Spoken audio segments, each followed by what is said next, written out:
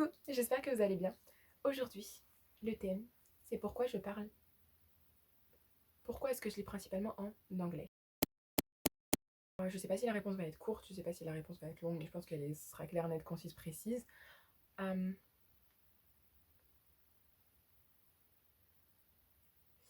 alors, à savoir que je donne énormément de chance aux traductions et aux livres francophones. Donc, les auteurs francophones, bien évidemment, je les lis en français. Certaines traductions, je les lis en français. Je lis énormément de traductions. Mais il faut savoir que, par exemple, les livres mainstream et les livres qui ont une hype, je vais forcément les lire en anglais d'abord. Et surtout, le fait que je regardais énormément de vidéos booktube en anglais, ce qui faisait que j'étais plus au courant des livres qui étaient sortis en anglais et pas en français. Et donc, j'étais plus intéressée. Et donc, j'avais tendance à acheter, bien évidemment, des livres anglophones. Le fait est que, par exemple, des livres ne sont pas sortis en français. Il faut encore attendre quelques années pour les lire en français. Euh, mais ça a commencé très normalement, en fait. Je lisais Prince Captif en français, premier volume, deuxième volume en français. Et le troisième volume sortait une semaine après que j'ai fini le deuxième. Donc, euh, et le volume français sortait, je crois, en avril ou en juin, voire l'année d'après. Donc, bien évidemment, le choix était vite fait. Je voulais savoir la fin, je voulais savoir la suite. Donc, j'ai acheté le livre en anglais. Et donc c'est là que j'ai commencé à bien évidemment lire des romans en anglais et que j'ai commencé à acheter des livres en anglais. Euh, le truc, c'est que je m'attendais pas à en acheter autant que ça. Parce que après avoir acheté Prince Captif, bien évidemment, j'ai eu des grosses crises d'achat où j'achetais énormément en français parce que j'allais chez Gibert, j'achetais pas en ligne à l'époque. J'allais chez Gibert, j'allais chez Boulinier, j'allais en librairie, Fnac, tout ce que vous voulez. Et, euh, et j'achetais des livres là-bas, j'achetais des mangas là-bas. Et, euh, et en fait, avec le temps, je me suis habituée à la littérature anglophone. Je regardais beaucoup de vidéos booktube, je lisais beaucoup de fanfiction en anglais, je lisais beaucoup de mangas en anglais. Et, euh, et je me disais, mais pourquoi en fait tu continues pas dans cet univers anglophone? Ce qui a été quand même une erreur, parce qu'à partir du moment où je suis tombée dedans, je ne peux plus en sortir parce que j'ai découvert le monde anglophone. Euh, donc en fait, ce qui s'est passé, c'est que j'ai commencé petit à petit à acheter à la fois en français et en anglais. Et en faisant ça, je me suis rendu compte de la différence de prix en français et en anglais. Par exemple, les chroniques lunaires, je les lisais en français. Les volumes sont à quoi autour de 20 € l'unité. Euh, et je pouvais pas me permettre financièrement d'acheter une série en 5 livres, 20 € le livre. C'était vraiment impossible, surtout pour une étudiante. À l'époque, je venais d'aller à l'université, j'avais énormément de dépenses par moi-même, j'avais énormément de choses à payer par moi-même. Donc, je pouvais pas me permettre d'acheter 100 € de livre pour une série, en fait. Et, euh, et donc, j'ai décidé de faire des choix qui étaient financièrement beaucoup mieux pour moi. Même si le livre était en occasion, il passait pas au prix anglophone. Donc en fait, ce qui s'est passé, c'est que j'ai acheté les livres en édition britannique qui coûtaient 7 à 9 € l'unité. Donc le choix était clairement vite fait. Donc les éditions françaises, je me suis rendu compte petit à petit que les éditions françaises coûtaient très cher. Oui, il y a la publicité, il y a la communication, il y a la traduction, il y a la réédition, il y a le fait de refaire les couvertures. Mais je comprends totalement et c'est bien pour ça que je continue à acheter certains livres en français quand je peux me le permettre financièrement. Mais c'est clair pour moi de- d'acheter en anglais parce que c'est plus abordable pour moi et je peux avoir beaucoup plus de livres pour ce prix-là. Par exemple, des personnes comptent en tacos, des personnes comptent en grec. Tu leur dis un prix, ils vont, ah non mais ça coûte 5 grecs. Ils vont quand même continuer à penser au grec à 5 €, mais ils vont se dire, ah non, mais ça coûte quand même 5 grecs. Et moi, je compte en livres. Et donc, si je vois un livre à 22 €, je me dis, ah oui, mais je pourrais quand même acheter 3 livres en anglais. Donc, franchement, c'est pour ça que je continue d'encourager les maisons d'édition francophones à ma manière en achetant des livres en français et en parlant. Mais il faut dire que financièrement, je peux pas me permettre de n'acheter qu'en français. Sinon, il faut que j'achète des livres de poche. Sauf que la jeunesse, il n'y a pas tant que ça en poche.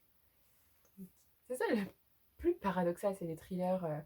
La littérature française sont très abordables. Vraiment, par exemple, les classiques sont à 2 €. Les thrillers sont à moins de 10 € parce qu'ils sont en poche. Mais quand on passe aux jeunes adultes, ça commence à exploser. Les prix montent jusqu'à 25 €, voire 30 €. Ça dépend des éditions. Ça peut être du collector, du prestige. Et ça monte, ça monte très très haut. Et s'ajoute à ça l'inflation, le fait qu'il n'y ait pas de réduction, il n'y a pas de solde dans les livres. Ça fait que vraiment les prix restent fixes ou très élevés. Par exemple, moi, je me rappelle à l'époque, les mangas, je les achetais 4 €. Maintenant, je les achète 8 €. Euh, les romans à l'époque, bon, je les lisais à ma médiathèque ou mon bibliobus, mais là maintenant, le fait de devoir les acheter par moi-même, je me rends compte que c'est un sacré budget. S'ajoute à cela le fait que donc il y a énormément de titres qui ne soient pas traduits en français et qui m'intéressent énormément. Par exemple, We Hand the Flame, A Very Large Expanse of Sea, Asia at Last, énormément d'autres livres. Par exemple, ben, pourquoi pas nous en fait. À l'époque, j'étais pas au courant qu'il allait sortir en français, donc je l'ai acheté en anglais. Et donc voilà. Il y a énormément d'autres titres. Heartstopper. Par exemple, il y a aussi d'autres séries qui ne sont pas complètes. Par exemple, The Magpie Lord. Le charme des magpies. En français, il y a quoi? Il y a 2-3 premiers volumes et ils ont basculé de maison d'édition et ça a quand même pris des années pour basculer. Donc Milady avait les 2 premiers, ils ont arrêté de faire leur slash. Donc MXM a pris à basculer les droits. Mais le changement de format, le changement de couverture fait que c'est juste trop. Et donc j'ai acheté la version britannique, la version originale qui est juste magnifique, canon, courte, belle et qui vont tous ensemble. Donc évidemment, et puis aussi les couvertures, je sais pas pourquoi les maisons d'édition, peut-être qu'ils ont aussi, il faut aussi demander des droits par rapport aux couvertures parce que c'est des artistes à part. Mais donc ils changent les couvertures et parfois c'est pas aussi beau. Par exemple, les Chroniques lunaires, ils ont gardé le premier volume pareil, donc le pied. Mais après, ils ont changé toutes les couvertures et on se rend compte de la différence. Enfin, premier volume, t'as un pied et ensuite t'as des personnages. Donc ça change. À la rigueur, s'ils avaient fait le premier volume de cette manière et qu'ils s'est continué, voilà. Oui, d'accord, mais voilà, non. Les couvertures, ça change trop. Les traductions approximatives. Des fois, il y a certaines maisons d'édition, pas les grandes maisons d'édition bien évidemment, mais bon, vu que je lis beaucoup de MM, bonjour, on se rend compte, d'accord, ils ont un budget bien inférieur à celle des grandes maisons d'édition, mais tu vois que dans certains livres, c'est du Google Traduction. C'est clair, net, précis, concis, c'est du Google Traduction. Il y a des fautes de syntaxe, il y a des fautes de frappe, il y a des fautes de traduction et des fois il y a aussi un changement total de l'univers en changeant énormément de choses. Par exemple, il y a cette traduction que j'ai beaucoup aimée. Et c'est là que je me suis dit, franchement, le job de traducteur, c'est quelque chose. C'était le labyrinthe. Il y a la phrase Rose took my nose, I suppose. Et en français, c'est Claire a pris mon Blair, c'est clair. Ou quelque chose comme ça. Et là, je me dis, mais le job de traducteur, c'est vraiment merveilleux parce que il a quand même gardé le sens et la chose drôle et la rime. Donc franchement, c'est tout un taf. Ou encore, des fois, les traducteurs rendent l'œuvre encore mieux. C'est trop bizarre. Par exemple, au premier regard, chez MXM Bookmark, la traductrice vraiment on point, que du respect. Il me semble elle étudie la traduction, donc c'est cool. Le monarque du stade, vraiment j'en parlerai toujours, mais le monarque du stade, c'était une invention, mais c'était révolutionnaire. Parce qu'en anglais, c'est The Homo Joking, parce que Homo Jock King, mais en français, le monarque du stade, ou du gym, enfin du stade, mais bon d'accord, il fait de la gym, bah.